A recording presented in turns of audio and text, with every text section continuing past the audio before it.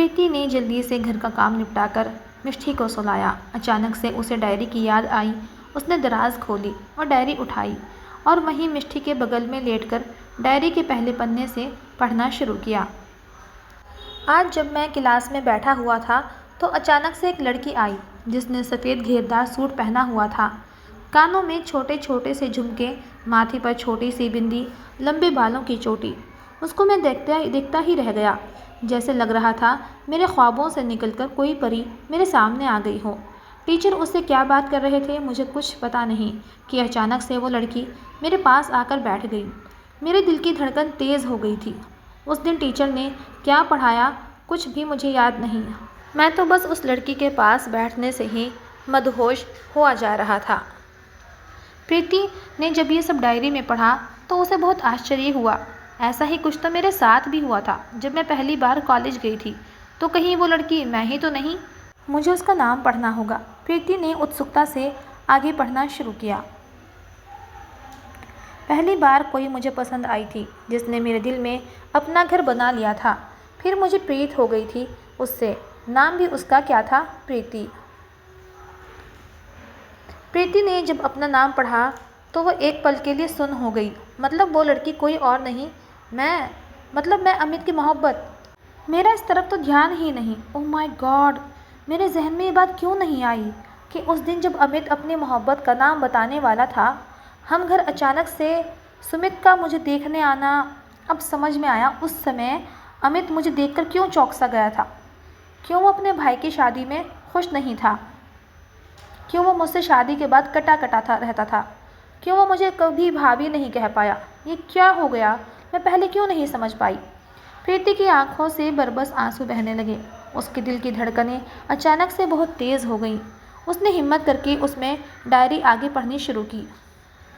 आज जब भाभी के रूप में प्रीति को देखा तो मेरे शरीर से एक पल के लिए मेरी जान निकल गई। न मैं हंस सकता था न रो सकता था। बचपन से ही भाई की शादी के अरमान थे। सोचा था भाभी आएंगी तो ये करूँगा वो करूँगा, पर भाभी के रूप में मेरी ही मोहब्बत होगी, ऐसा कभी नहीं सोचा था। प्रीति जितनी डायरी को पढ़ती जा रही थी उसके आंखों से आंसू उतने ही गिरते जा रहे थे। उसने अपने आंसू पोंछे और आगे पढ़ना शुरू किया। मैं प्रीति के सामने नहीं जा पा रहा था। एक घर में उसके साथ रहना मेरे लिए मुश्किल हो गया था। इसलिए मैंने जानकर अपने दोस्त से कहकर दूसरे शहर में नौकरी के लिए अप्लाई कर दिया। मैं सबसे दूर चला जाना चाहता था, पर शिखा ने मेरे आंसू देख लिए थे। उसने मुझे कसम दी थी तो मुझे उसे सब कुछ बताना पड़ा, पर मैंने उसको भी एक कसम दे दी, ये बात किसी से नहीं कहेगी, और अगर उसने ये बात किसी से कही तो मेरा मरा मुँह हुआ देखेगी। मतलब शिखा सब जानती थी, फिर भी उसने कुछ नहीं कहा। प्रीति मन ही मन बोली, मैंने फैसला कर लिया था मैं शादी कभी नहीं करूँगा। माँ पापा के पास भैया और उनकी बहू तो थी। आज माँ का फ़ोन आया तो मुझे पता चला कि मैं चाचा बनने वाला हूँ। मैं बहुत खुश था। मेरे भाई पापा बनने वाले हैं, पता नहीं क्यों, पर मैं सोचता था जब भी मेरी शादी होगी मैं उससे कहूँगा कि मुझे प्यारी सी प्रिंसेस चाहिए, बिल्कुल उसके जैसी। आज मुझे पता चला कि भैया को प्यारी सी बेटी हुई है। आज मैं बहुत दिनों बाद अपने घर आया हूँ। जब मैंने भैया की बेटी को गोद में लिया तो मुझे लगा मेरी सारी ख्वाहिशें पूरी हो गईं। मैंने तो सोच लिया था मुझे उसका क्या नाम रखना है।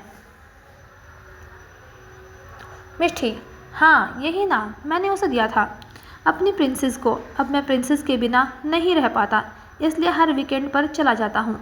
अब घर पर मेरी शादी की बातें होने लगी हैं, पर मैंने साफ मना कर दिया कि मैं शादी नहीं करूँगा। आज प्रिंसेस 2 साल की हो गई है। आज जब मैं ऑफिस से घर आ रहा था तो एक मनहूस खबर से रूबरू हुआ। भाई हम सबको छोड़कर चले गए। मैं टूट गया था, बिखर गया था, और जब प्रीति को देखा तो सोचा भगवान ने उसके साथ ऐसा क्यों किया। जो कभी नहीं सोचा था वो हो गया। जब चाहता था तब वो मिली नहीं। घर में प्रीति की शादी की बातें चल रही थीं मेरे साथ। अब मैं इस बात के लिए तैयार नहीं था। प्रीति ने मुझसे एक वादा लिया कि मैं शादी से इनकार कर दूं, और मैंने मना भी कर दिया। माँ ने मजबूर कर दिया अपनी कसम देकर, और मुझे वो करना पड़ा जो कभी सोचा भी नहीं सकता था। प्रीति मेरी दुल्हन बनी, यही तो सपना था मेरा। लेकिन तब तक जब तक मेरे भाई से उसकी शादी नहीं हुई थी।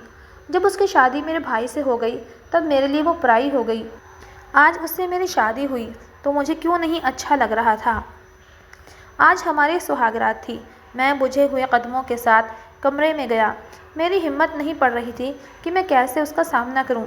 जो मेरी मोहब्बत हुआ करती थी, आज उसी के सामने जाने पर मेरे पैर कांप रहे थे।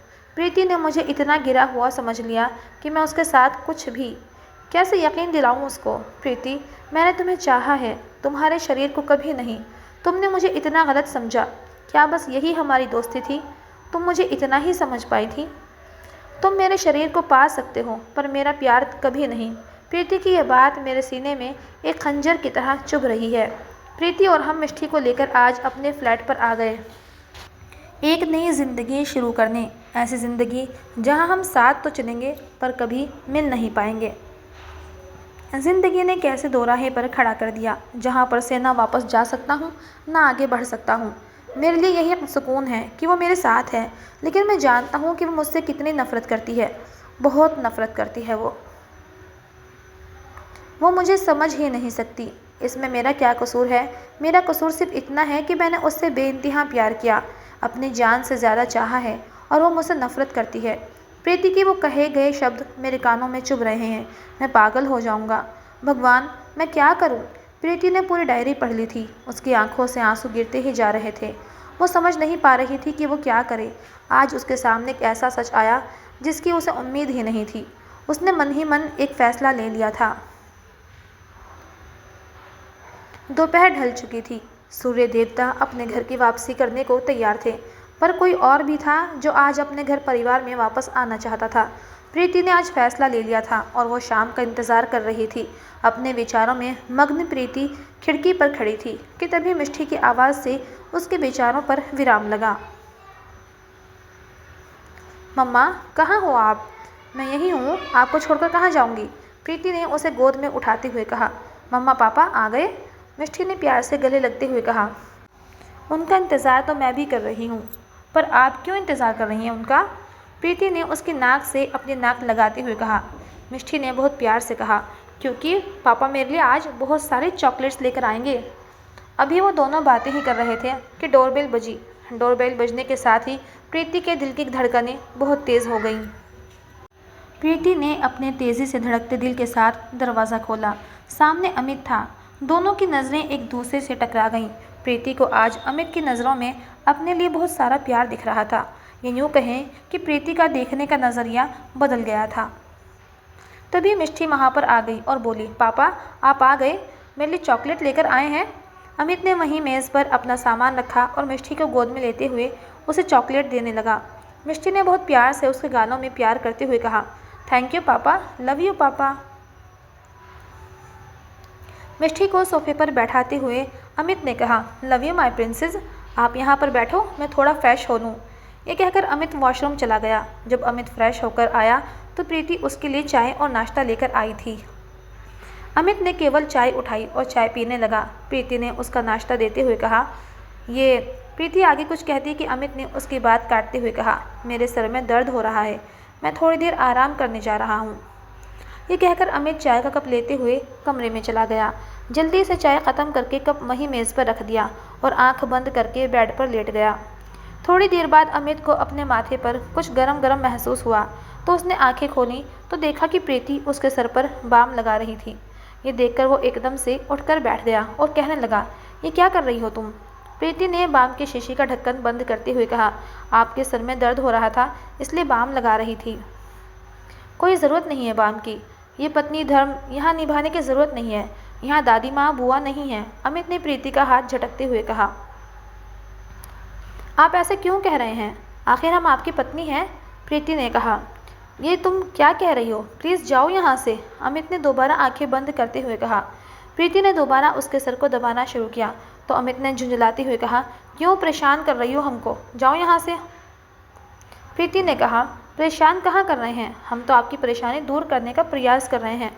अमित गुस्से से उठा और दूसरे कमरे में जाने लगा तो प्रीति ने कहा, सबके कहने पर शादी तो कर ली, पर आपके दिल में तो कोई और है। यह सुनकर अमित वहीं रुक गया और प्रीति से कहा, देखो प्रीति, मैं कोई व्यर्थ की बहस नहीं करना चाहता। प्रीति ने कहा, क्यों नहीं बहस करना चाहते आप? पर मैं आपसे बहस करना चाहती हूँ और मैं जानना चाहती हूँ क्या वजह है कि आप मुझसे दूर भागते हैं। अमित ने प्रीति की ओर देखते हुए कहा, ऐसा कुछ नहीं है, मैं किसी से दूर नहीं भागता। प्रीति, अगर दूर नहीं भाग रहे तो इतनी खूबसूरत बीवी के होते हुए आज तक छुआ तक नहीं। इतने दिन हो गए हैं और कोई होता तो शायद। अमित गुस्से से, बस करो प्रीति। प्रीति, क्यों, सच बर्दाश्त नहीं हो रहा है आपसे? नहीं भूल पाए हैं ना आप उस लड़की को जिसकी वजह से आप किसी से शादी नहीं करना चाहते थे? अभी बड़े लोगों के दबाव में आकर आपने मुझसे शादी तो कर ली, पर। अमित ने गुस्से से उसको दीवार से लगाते हुए उसके दोनों हाथ पकड़ते हुए कहा, तुम भूल पाई हो अपने अतीत को? जब तुम नहीं भूल पाई, जबकि भैया इस दुनिया में नहीं हैं, मैं कैसे भूल सकता हूँ, क्योंकि वो तो मेरे सामने। ये कहते हुए अमित चुप हो गया और प्रीति की तरफ पीठ करके खड़ा हो गया और गुस्से से अपनी मुट्ठियाँ भींच लीं। प्रीति मन में, आपके अंदर की सारी भड़ास निकाल के रहूँगी और आपके मुँह से ये सच उगलवाना तो बहुत ज़रूरी है ये आपके लिए, वरना आप अंदर ही अंदर घुटते रहेंगे। प्रीति अमित के सामने आते हुए, चुप क्यों हो गए? बताओ, क्या नाम है उसका? कहाँ है वो? आपके सामने कैसे है वो, जिसके कारण आज तक आप उसको भूल नहीं पा रहे हैं? बोलो अमित, कौन है वो? मैं नाम जानना चाहती हूँ उसका। बताओ अमित, कौन है? जहाँ तक मैं जानती हूँ कॉलेज की जितनी भी लड़कियाँ थीं उनमें से तो वो नहीं थी, और हमारे ग्रुप में शिवानी, शालिनी और अर्चना थी। शिवानी और अर्चना दोनों के बॉयफ्रेंड के बारे में तुम अच्छे तरह से जानते थे कि वो किसी और से प्यार करती थी। शालिनी तो तुम्हें भाई मानती थी, इसलिए अब बची मैं। बोलो अमित, क्या मैं हूँ वो लड़की?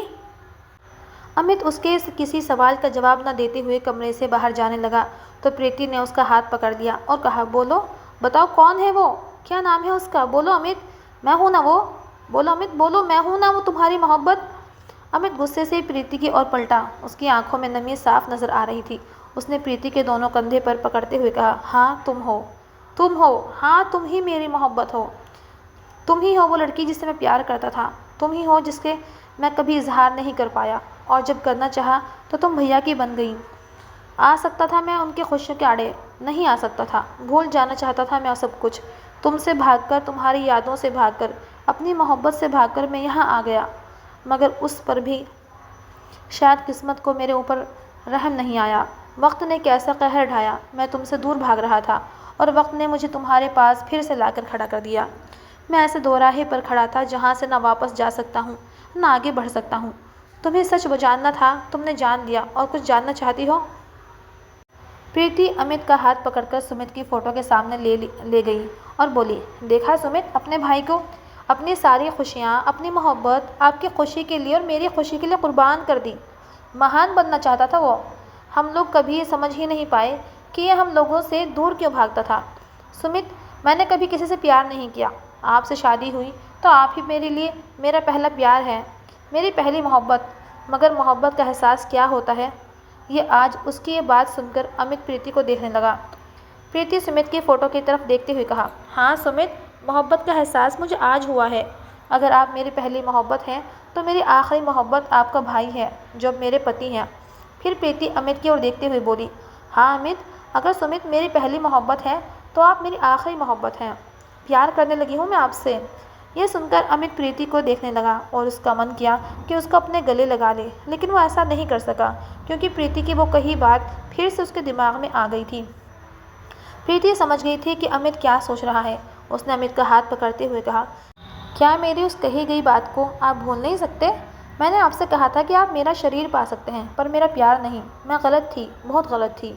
आपने तो कभी मुझे छुआ तक नहीं। हो सके तो आप मुझे माफ़ कर दीजिए। यह सुनकर अमित की आंखों से आंसू बहने लगे और उसने प्रीति को कसकर गले से लगा लिया। दोनों ही गले लगे रो रहे थे। प्रीति ने धीरे से अमित से कहा, मैंने आपकी डायरी पढ़ ली थी, पर एक बात और है जो मैंने आपको नहीं बताई। आपकी डायरी पढ़ने से पहले ही मेरे दिल में आपके लिए फीलिंग आ गई थी। अमित ने प्रीति को कस के बाहों में जकड़ा हुआ था। प्रीति ने धीरे से कहा, अमित बोलो, आपने मुझे माफ़ कर दिया ना? अमित ने प्रीति का चेहरा अपने दोनों हाथों में लेते हुए कहा, मैं समझ सकता हूँ उस समय तुम किस हालात से गुजर रही थी। ये कहते हुए उसने प्रीति के माथे पर अपने प्यार की पहली मोहर लगा दी और फिर से उसे गले लगा लिया। तभी वहाँ मिष्टी आ गई और बोली, पापा मम्मा, आप दोनों यहाँ एक दूसरे के गले लगे हुए हैं। आप दोनों मुझे तो भूल ही गए, मुझे अकेला छोड़ दिया। ये सुनकर अमित ने मिष्टी को गोदी में उठा लिया। मेरी प्रिंसेस, आज मैं बहुत बहुत बहुत खुश हूँ। और उसने प्रीति की तरफ देखते हुए कहा, I love you my princess and your mother. Preeti के चेहरे पर भी मुस्कान आ गई। 2 साल बाद अमित मिष्टी के पास आता है और उसे चॉकलेट देते हुए बोलता है, मेरी प्रिंसेस, मेरा एक काम करेंगे आप? मिष्टी अमित के गले में हाथ डालते हुए कहती है, बताइए पापा, आपके लिए तो मेरी जान भी हाजिर है, आप तो सिर्फ एक काम कह रहे हैं।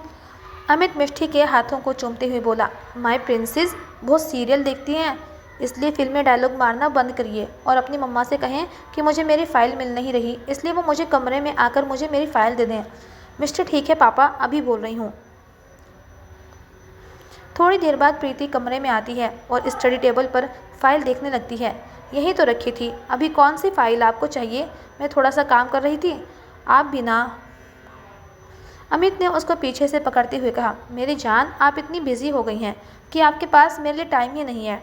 फाइल तो एक बहाना था, मुझे तो आपके साथ थोड़ा समय बिताना था। प्रीति ने अमित से कहा, क्या? अमित आप भी, आपका बेटा आज 1 साल का हो गया है, उसका जन्मदिन है आज। कितना काम है, दादी माँ, पापा और मेरे मम्मी पापा, शिखा, उसका पूरा परिवार, आपके दोस्त संजीव श्रीवास्तव जी, पूरा परिवार, सभी लोग आएंगे और आपको यहाँ रोमांस सूझ रहा है? अब तो शर्म कीजिए, 2 बच्चों के पापा बन गए हैं आप। अमित प्रीति के गले में अपनी बाहें डालते हुए कहने लगा, अरे मेरी मैडम, मैं दादा भी बन गया तो भी आपसे रोमांस करना नहीं छोड़ूंगा। आज की कहानी यहीं तक थी। इसी तरह की कहानी देखने के लिए हमारे चैनल को सब्सक्राइब कीजिए। कहानी पसंद आए तो लाइक कीजिएगा।